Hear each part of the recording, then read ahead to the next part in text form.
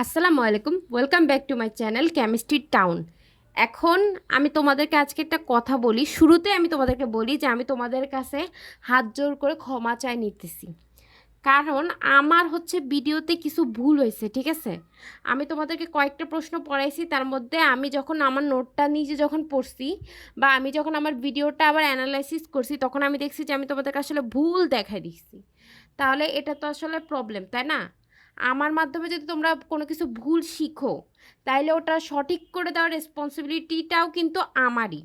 ঠিক আছে, তাই আমি তোমাদেরকে বলি, শুনো, তোমরা যদি ইউটিউব চ্যানেল ফলো করে অনেকগুলো টিচারের ভিডিও যদি তোমরা দেখে শিখে থাকো পড়াশোনা, ঠিক আছে, ইউটিউব চ্যানেল থেকে যদি তোমরা পড়াশোনা করো, তাহলে এমন অনেক টিচারই পাবা যারা হচ্ছে কি ইচ্ছাকৃতভাবে কিন্তু তোমাদেরকে ভুল দেখায় না। টিচার কখনো ভুল দেখাবে না অনিচ্ছাকৃতভাবে, বা তাদেরই কোনো ভুল হইতে পারে, তাদেরও তো ভুল হইতে পারে, যান্ত্রিক ত্রুটি আছে না। আমরা তো কেমিস্ট্রির স্টুডেন্ট, সায়েন্সের স্টুডেন্ট, ফিজিক্স নিয়েও তো আমরা পড়াশোনা করছি, তাই না?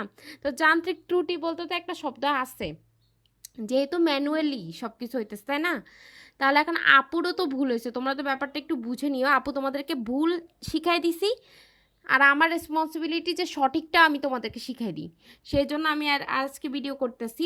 আমি তোমাদের একটা রিকোয়েস্ট করব, তোমরা প্লিজ প্রত্যেকটা ভিডিওর ডেসক্রিপশন চেক করবা, ফার্স্ট কমেন্ট চেক করবা, আর ইভেন আপু যখন রিসেন্ট কোনো একটা ভিডিও আপলোড দিব না, এই যে ভুল কোশ্চেনের, তখন ওটা চেক করবা। আমি জানি সামনে ফার্স্ট ইয়ারের পরীক্ষা আছে, তাই আমি চিন্তা করছি যে ফার্স্ট ইয়ারের পরীক্ষার আগে আমার কারেকশনটা করে দেওয়া উচিত। আমার একটা রেসপন্সিবিলিটি, আমার একটা দায়িত্ব আছে না, বুঝো তো তোমরা, তাই না?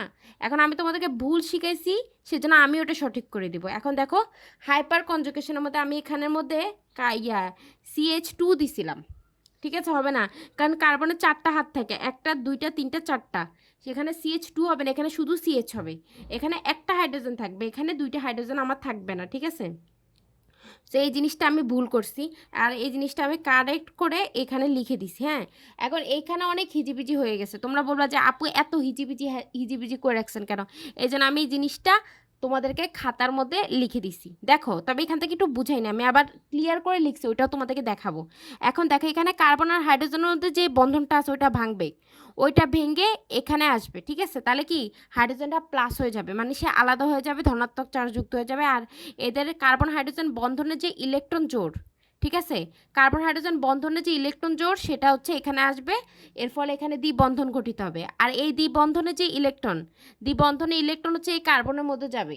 এই কারণে এটা ঋণাত্মক চার্জ যুক্ত হয়ে যাবে। এই কার্বনের উপরে আমি ঋণাত্মক চার্জ দিয়ে রাখছি। আর এখানে দেখো, আমি প্রথমে এখানে একটা ভুল করেছিলাম, এখানে কার্বন আর হাইড্রোজেন এখানে আমি বন্ধন রাখছিলাম, এটা হবে না।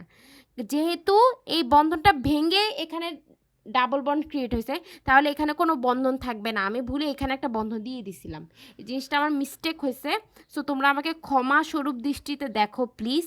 এখানে বন্ধনটা থাকবে না, এখানে হচ্ছে হাইড্রোজেনটা এর থেকে আলাদা হয়ে গেছে, ধনাত্মক চার্জ যুক্ত হয়ে যাবে। আর এখানে দ্বিবন্ধন গঠিত হবে, আর এখানের যে দ্বিবন্ধনটা ছিল সেটা ভেঙে যাবে। এটা আমি ক্লিয়ার করে লিখছি, সেটা আমি তোমাদেরকে দেখাই দিই, দেখো। আচ্ছা, দেখো, জিনিসটা আমি ক্লিয়ারলি লিখে দিছি। এখানে এই একক বন্ধনটা ভেঙে এই পাশে আসবে, ঠিক আছে? আর এই যে দ্বিবন্ধনের মধ্যে যে ইলেকট্রন জোড় রয়েছে, সেটা কোথায় যাবে? এই কার্বনে, সেটা এই কার্বনে যাবে। তাহলে দেখো, এই কার্বন হাইড্রোজেন বন্ধনটা একক বন্ধন ভেঙে এখানে দ্বিবন্ধন গঠিত হবে। এই কারণে এই হাইড্রোজেনটা ধনাত্মক চার্জযুক্ত হয়ে যাবে, আলাদা হয়ে যাবে। আর এখানে দ্বিবন্ধন গঠিত হয়েছে, আর এই দ্বিবন্ধনটা ভেঙে দ্বিবন্ধনের মধ্যে যে ইলেকট্রন আছে সেটা কি কার্বন পাবে। সে কারণে এখানে কার্বনের উপরে ঋণাত্মক চিহ্ন দেওয়া হয়েছে। তোমরা এতটুকুই লেখো, নিচের এক্সাম্পলটা দেওয়ার দরকার নেই, এটা আমি বোঝার জন্য লিখছি।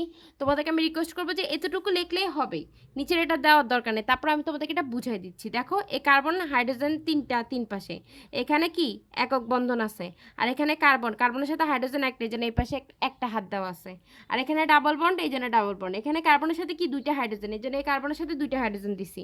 তারপরে এখান থেকে এখানে এই হাইড্রোজেনটা আলাদা হয়ে গেছে, ধনাত্মক চার্জযুক্ত। আর এখানে এই কার্বনের সাথে একটা হাত ছিল, এখানে দুইটা হাত গঠিত হয়েছে, এখানে যেহেতু দ্বিবন্ধন ছিল, আর এখানে যে দ্বিবন্ধনটা ছিল সেটা ভেঙে গেছে, সে কার্বনের মধ্যে ইলেকট্রনটা চলে আসছে, ওইটা আমি দেখাই দিছি। তোমরা এইটা লিখেই কোশ্চেন আনসারটা শেষ করে ফেলাও, ঠিক আছে? লাস্টে যে আমি এক্সাম্পল এটা দিছি, এটা দেওয়ার কোনোই দরকার নেই, এটা বুঝার জন্য দিছি, ঠিক আছে? এরপর আসা আপুর নেক্সট মিস্টেক যেটা হয়েছে, ওইখানে যাওয়া যাক। এই প্রশ্নের উত্তরটা হচ্ছে, ইথিলিনের চেয়ে ইথেনের কার্বন কার্বন বন্ধন দৈর্ঘ্য বেশি, ব্যাখ্যা করো। এই প্রশ্নটা আমি তোমাদেরকে ভালোভাবে বুঝাইছি, ঠিক আছে? সব কিছু ঠিক ছিল, লাস্টে আপু জাস্ট একটা ভুল লিখছি। আপু এখানে জাস্ট একটা জিনিস ভুল লিখে ফেলাইছি, এইটাই। এটা ছাড়া সব কিছুই ঠিক। এই যে লাস্ট লাইনটা, যে ইথেনের কার্বন কার্বন বন্ধন দৈর্ঘ্য বড় আর ইথিলিনের কার্বন কার্বন বন্ধন দৈর্ঘ্যটা হচ্ছে ছোট, এই জিনিসটা জাস্ট মানে আমি এখানে ঠিকই আছে, sp2 অধিক্রমণ এখানে হচ্ছে গিয়ে বেশি, এখানে sp3 অধিক্রমণের পরিমাণটা হচ্ছে গিয়ে কম।